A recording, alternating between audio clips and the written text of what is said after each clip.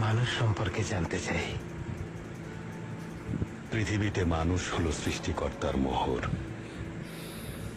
বৃক্ষ, পাখি, পাহাড়, মহাসমুদ্র, নদী, এগুলো কেন?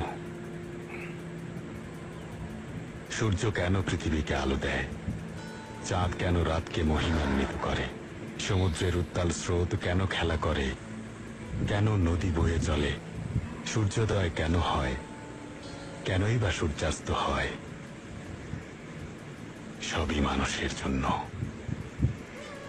পৃথিবীর সমস্ত সৌন্দর্য এবং যত চমক, সবকিছুর ব্যবস্থা শুধুমাত্র মানুষের জন্য, মানুষের বেঁচে থাকার জন্য, মানুষের সুখ ও শান্তির জন্য, মানুষের শুকরিয়া আদায়ের জন্য। কিন্তু মানুষ অকৃতজ্ঞ। আল্লাহ আমাদের পালনকর্তা, তিনি দেখেন কিন্তু দেখা দেন না।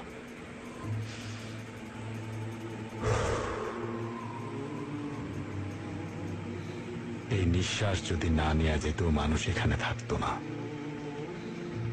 কিন্তু আমরা সত্য দেখতে পাই না, আল্লাহকে স্মরণ করি না, ভাবি আমরাই ক্ষমতার অধিকারী। আল্লাহ আমাদের কৃতজ্ঞ বান্দা হওয়ার তৌফিক দান করুন।